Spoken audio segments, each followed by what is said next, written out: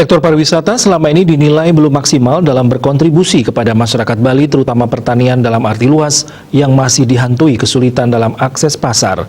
Untuk itu kedepannya pariwisata didorong untuk menjadi pasar potensial bagi hasil pertanian masyarakat Bali, di samping peluang ekspor yang juga lebih maksimal digarap dan pandemi COVID-19 ini bisa dijadikan momentum perubahan.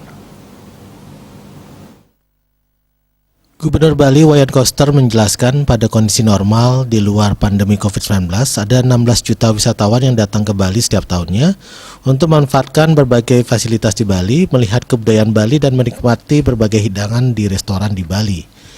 Peraturan Gubernur Bali Pergub nomor 99 tahun 2018 tentang pemasaran dan pemanfaatan produk pertanian, perikanan, dan industri lokal Bali mengatur pertanian dari hulu ke hilir, terutama mendukung suplai produk pada industri pariwisata seperti hotel dan restoran. Pandemi COVID-19 ini menjadi momentum untuk didorongnya pemanfaatan produk lokal tersebut yang pada tahun 2021 mendatang harus lebih bekerja keras untuk menyasar industri pariwisata.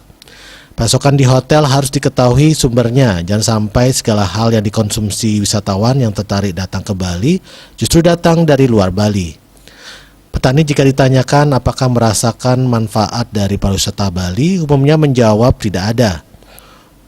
Untuk itu, orang nomor satu di Bali ini berharap petani dibina dari hulu hingga hilir.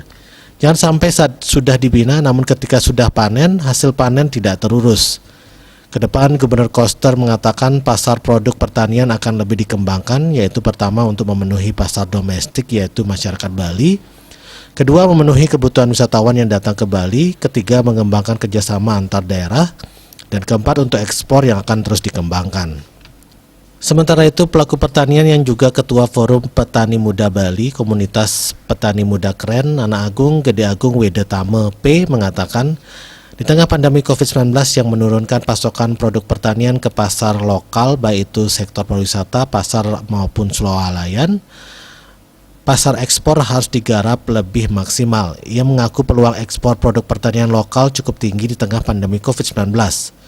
Permintaan produk pertanian cukup tinggi di tengah pandemi COVID-19 termasuk dari negara-negara Timur Tengah, Eropa, Australia, bahkan Amerika Serikat.